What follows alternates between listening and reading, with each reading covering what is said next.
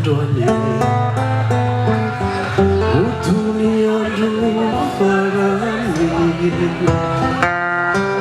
iarikokireo zavary mame mandra alefiny tarany ny maso ikipy tsy ahita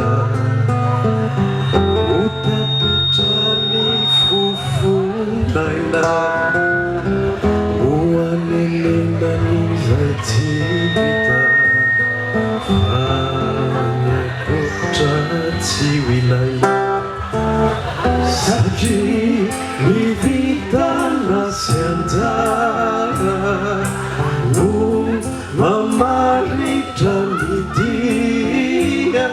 rapitsika mety tsara satria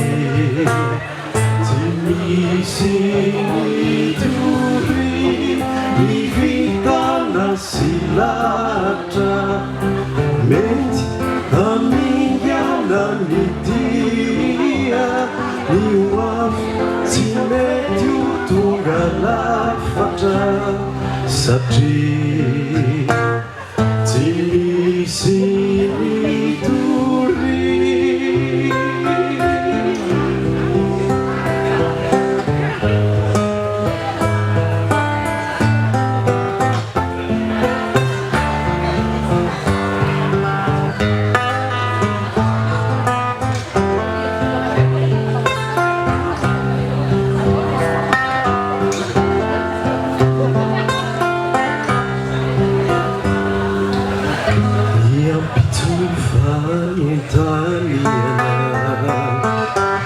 mety ho vatanangatsika kandeha iotireo zavatiana teny masoandro mibalika isaky ny andro zay mifoa mety ho farany ho fatadidy Izayosoa ufanaperana nyani